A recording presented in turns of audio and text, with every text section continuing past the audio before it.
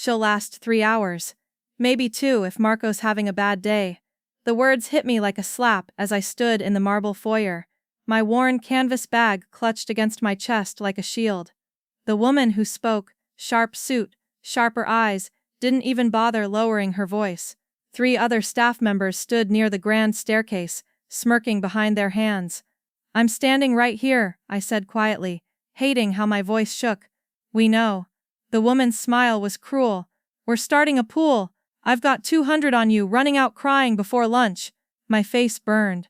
6 months ago, I would have walked out with my head high. But 6 months ago, I wasn't sleeping in my car.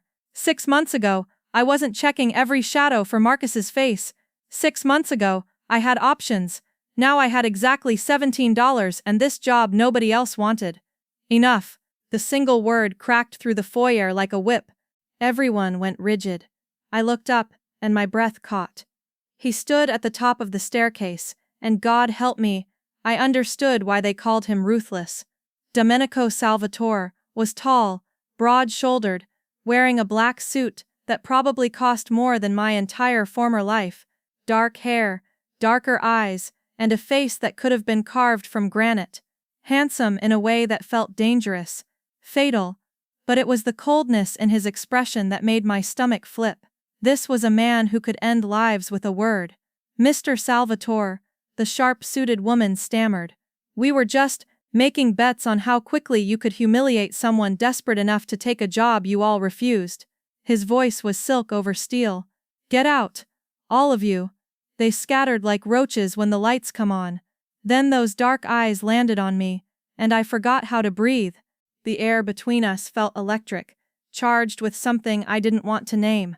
Something I definitely couldn't afford. "Miss Chen." He descended the stairs with predatory grace. "You're either very brave or very desperate." "Desperate," I admitted. "Because what was the point in lying? But I won't waste your time, Mr. Salvatore. I can help your son."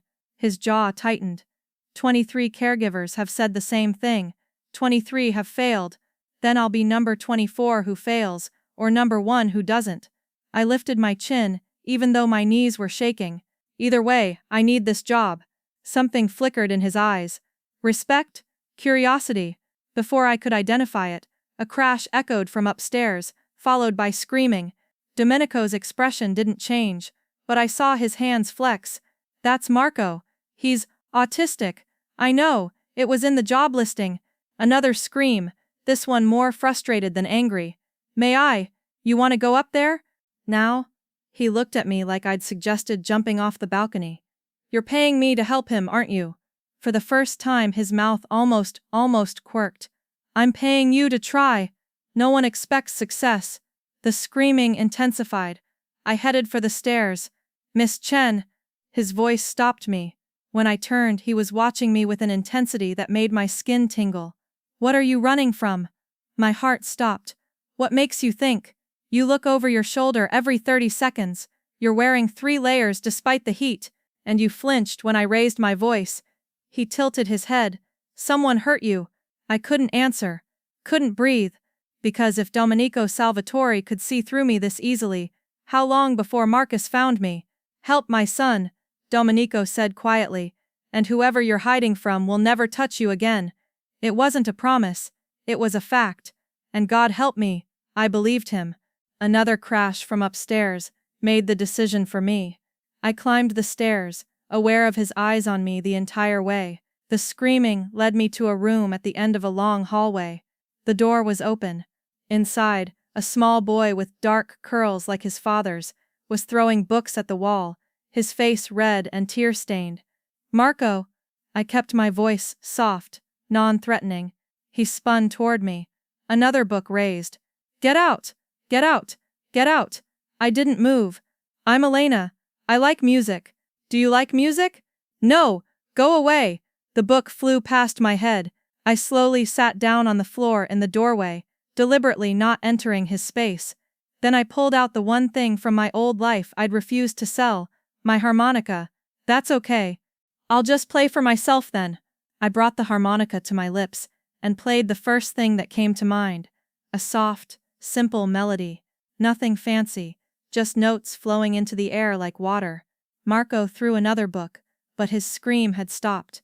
I kept playing. Low, soothing, rhythmic, the kind of tune that got into your bones and told you everything would be okay, even when it wouldn't. Marco's throwing slowed, then stopped. I played for 5 minutes, 10. My eyes stayed closed, lost in the only thing Marcus hadn't been able to take from me. When I finally lowered the harmonica, Marco was sitting on the floor 3 feet away, staring at me. Again, he whispered. My throat tightened. Okay. I played for another 10 minutes. This time, when I stopped, Marco scooted closer. I'm Marco. His voice was quiet now, soft. I'm 9. Hi Marco. I'm Elena. I'm 28. You're pretty. I smiled despite everything. Thank you. You're handsome. Like Papa. He said it matter-of-factly. Then, the others don't play music. They talk too loud. Their voices hurt. I'll try to keep my voice soft. Does that help? He nodded seriously. Then, will you stay? Before I could answer, I felt a presence in the hallway. Domenico stood there, absolutely still, watching his son sit calmly near me, watching me like I'd performed a miracle. I'll stay, I told Marco, but my eyes were locked on his father's. And something in Domenico's expression shifted. Something heated, and dangerous, and utterly magnetic, that made my pulse race for entirely different reasons than fear. I was in so much trouble. The first week was brutal. Not because of Marco. He responded to me in ways that clearly shocked everyone. When I hummed while organizing his books, he helped. When I played the harmonica during his meltdowns, he calmed. When I established routines with musical cues, he followed them. No, it was brutal because of Domenico. The man was everywhere, watching, observing. Those dark eyes tracking my every movement, like I was a puzzle, he was determined to solve, and every time he looked at me, my body responded in ways I couldn't afford. A flush of heat, a quickening pulse, an awareness that felt like standing too close to fire. It was terrifying, because Marcus had started with looks too, with attention that felt flattering until it became controlling, until I couldn't leave without permission, until his hands became fists. I wouldn't make that mistake again. But Domenico wasn't Marcus. When Marco had a meltdown during dinner, and I sat on the floor playing music until he calmed, Domenico simply joined us on the floor, $3,000 suit and all. When I mentioned that certain fabrics bothered Marco, new clothes appeared. When I suggested quieter household routines, his entire staff adjusted. You listen to him, I said one evening after putting Marco to bed. Domenico was in his study, but he'd known I'd come, like he always knew. I'm listening to you. He set down his whiskey. You understand my son better, in 2 weeks than anyone has in 9 years. Because I know what it's like when the world feels too loud, too sharp, too much. The words escaped before I could stop them. Domenico stood, moving around his desk with that predatory grace. Tell me about him, Marco? The man you're hiding from. My blood turned to ice. I don't. Elena. He stopped in front of me, close enough that I could smell his cologne, cedar and something darker. I run a very specific kind of business. I have resources, the kind that find people, the kind that make problems disappear. I can't afford. I'm not asking you to pay. His voice dropped. I'm asking you to trust me. Why? My voice cracked. Why would you help me? Because my son smiles now. Because you've given him something 23 others couldn't. He lifted his hands slowly, telegraphing the movement, and tucked a strand of hair behind my ear. The touch was feather-light, gentle. Because when I look at you, I see someone who deserves to stop running. Tears burned my eyes. His name is Marcus, my ex-boyfriend. My voice broke. He didn't like when I said no, and when I finally left, he promised he'd find me, that I'd never be free. Domenico's expression went arctic. His full name. You can't. His name. Not a request. A command from a man who moved mountains. Marcus Dietrich. He pulled out his phone, made a call, spoke in rapid Italian. I caught enough to understand. Find him, watch him, report everything. When he hung up, his eyes returned to me, and they'd softened. He won't touch you again. I promise. Promises don't mean anything. The bitter truth I'd learned. Mine do. He cupped my face with both hands, and God, the tenderness in that touch, after years of Marcus's violence, nearly broke me. Mine always do. I should have pulled away, should have maintained distance, but I was so tired of being afraid, and when Domenico Salvatore looked at me like I was something precious, something worth protecting, I wanted to believe it. "Thank you," I whispered. His thumb brushed my cheekbone. "Anything for you, Elena. Anything." And I knew with terrifying certainty that he meant it. 3 weeks in, Marco started talking more, not just to me, but to his father. At dinner he'd tell us about his day in simple sentences. When Domenico came home, Marco would hug him instead of hiding. "You've given me my son back," Domenico said one night after Marco was asleep. We'd fallen into a routine. I'd put Marco to bed, then find Domenico in his study. We'd talk for hours. I just gave him space to be himself. You did more than that. He poured me wine, the expensive kind I'd never been able to afford. You reminded me that strength doesn't mean loudness. That power can be gentle. Is that what you are? Gentle? I teased, emboldened by the wine and the way he was looking at me. With you? Always. He moved from behind his desk to sit beside me on the leather couch. With Marco? Always. With my enemies? His smile was sharp. Never. Doesn't that duality exhaust you? Not anymore. His hand found mine, fingers intertwining. Not since you. My breath hitched. This, whatever this was, had been building since the moment I walked into his home. Every look, every conversation, every touch that lingered too long. Domenico, tell me to stop. His free hand cupped my jaw. Tell me this is one-sided, and I'll never cross this line again. I should have told him to stop. Should have protected myself, but I was falling for him. Had been falling since he defended me in that foyer. Since he sat on the floor for his son. Since he promised to protect me without asking anything in return. What if I don't want you to stop? His eyes darkened. Elena, what if I want this? Want you? The kiss was inevitable. His mouth claimed mine with a hunger that stole my breath. But his hands, God, his hands were so gentle, cradling my face like I was porcelain, like I was precious. I'd never been kissed like this, like I mattered, like I was worth savoring. When we finally broke apart, both breathing hard, Domenico rested his forehead against mine.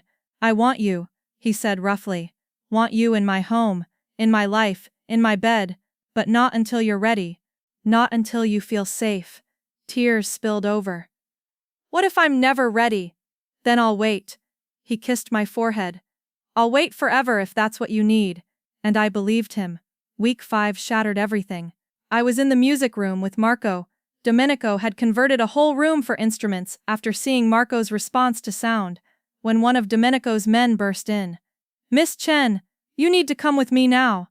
The urgency in his voice sent ice through my veins. What's wrong? It's about Marcus Dietrich. The room spun. What about him? He found out where you are. The man glanced at Marco, then back to me. Mr. Salvatore needs you in his office. Now. I looked at Marco, who'd gone tense at the man's loud voice. It's okay, I told him softly. I'll be right back. Can you practice the piano piece we learned? He nodded, uncertain, and I hated leaving him, but terror propelled me down the hallway to Domenico's study. The door was open. Domenico stood behind his desk, phone pressed to his ear, his expression murderous. When he saw me, he said something sharp in Italian and hung up. He's in the city, Domenico said without preamble. Found your location somehow. He's at a hotel 15 minutes away. My legs nearly gave out. How? I was so careful. It doesn't matter how. He came around the desk, gripping my shoulders. Listen to me. You're safe. He cannot touch you here. I have 20 men surrounding this estate. He'd be dead before he reached the front gate. You don't understand. I was shaking so hard my teeth chattered. Marcus doesn't care about logic. He's obsessed. He'll find a way. Then I'll find him first. Domenico's voice went deadly quiet. I told you, Elena. My promises mean something. What are you going to do? His expression answered before his words did. This was the Mafia boss, the ruthless man everyone feared. I'm going to make him disappear. No. I grabbed his arms. No, Domenico. You can't. If something happens to you, if you get caught, I won't. Marco needs you. I need. The words caught in my throat. His eyes softened. What do you need, Elena? You. I whispered.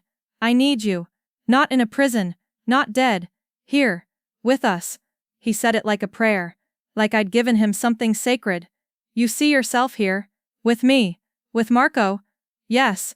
The truth burst out. God help me. Yes. I love that little boy. And I couldn't say it. Couldn't make myself that vulnerable. And you love me. He said it for me. Certain and sure. Like I love you. My heart stopped. Domenico. I fell in love with you the moment you sat on the floor and played music for my son. When you saw past his diagnosis to who he really is. When you were brave enough to stay despite your fear.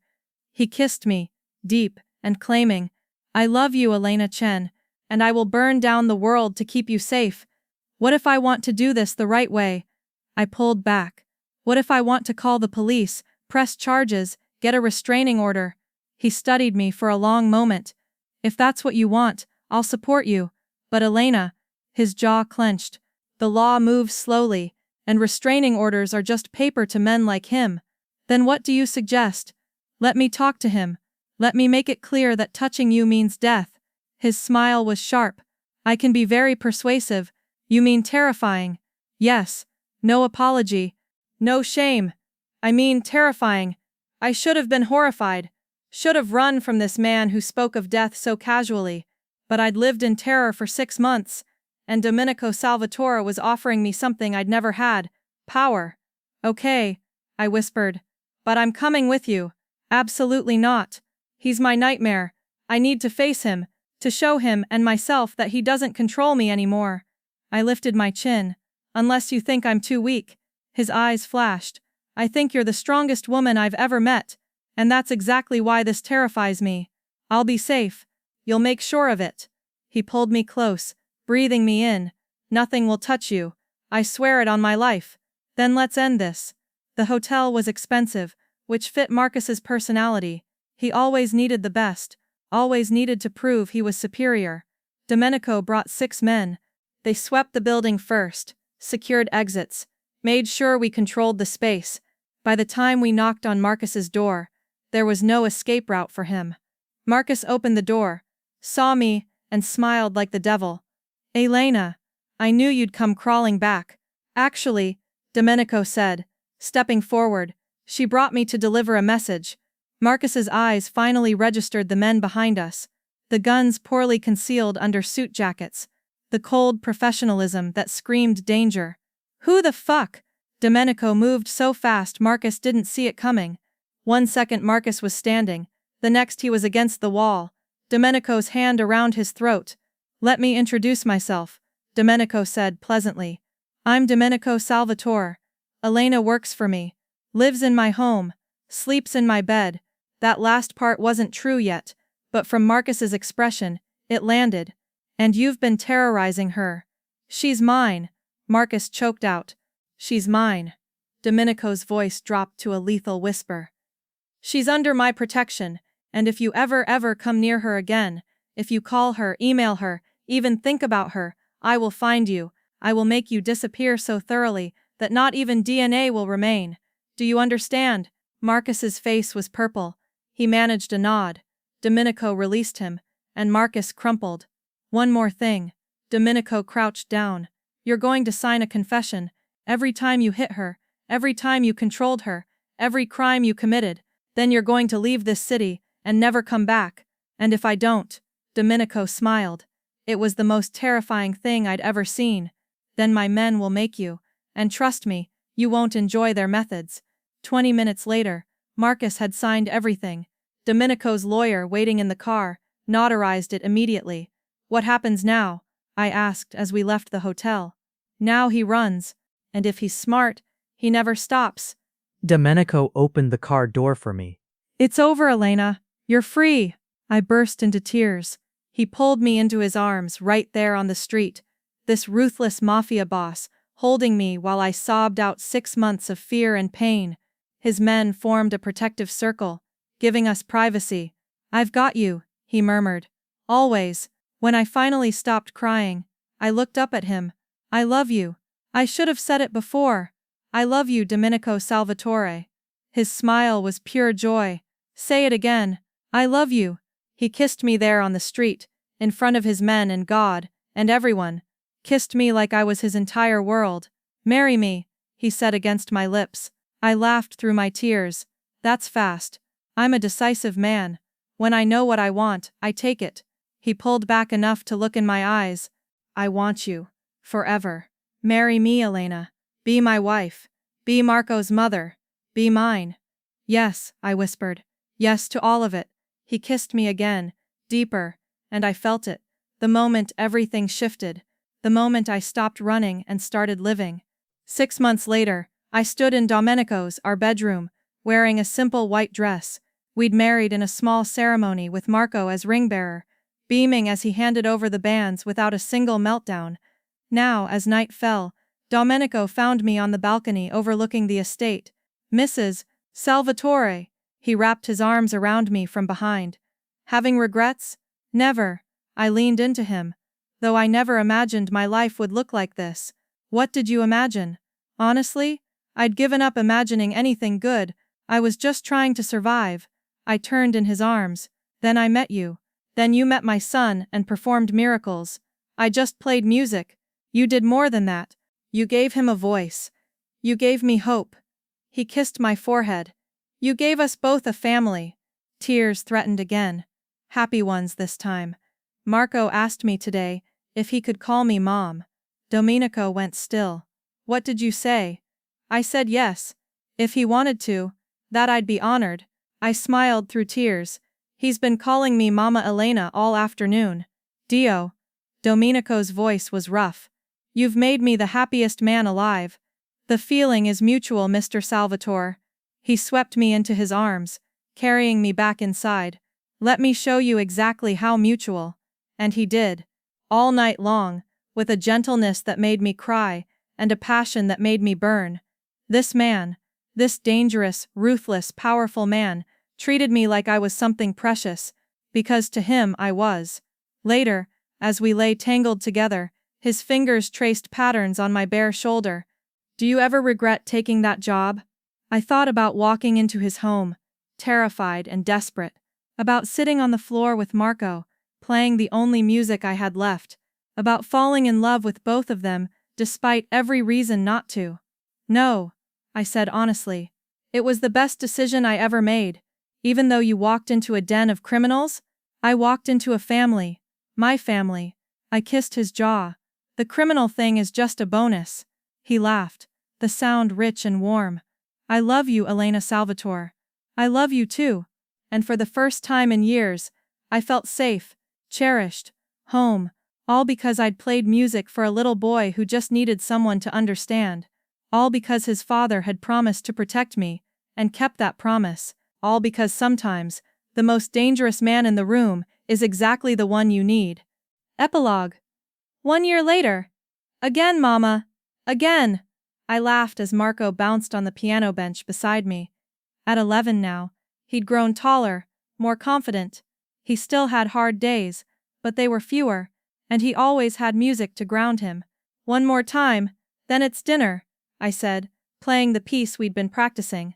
Marco's hands joined mine on the keys. He'd taken to piano like a natural, his perfect pitch and rhythm creating beautiful music. Behind us, Domenico leaned against the doorframe, watching with that soft expression reserved only for us. Papa, come play, Marco called. I don't play piano, Figlio. Then sing, Marco insisted. Domenico met my eyes, and I grinned. Yes, Papa, sing for us. He shook his head but joined us, his terrible singing making Marco giggle and me laugh until tears streamed. This was my life now. Music and laughter and love, a son who called me Mama, a husband who'd moved heaven and earth to keep me safe.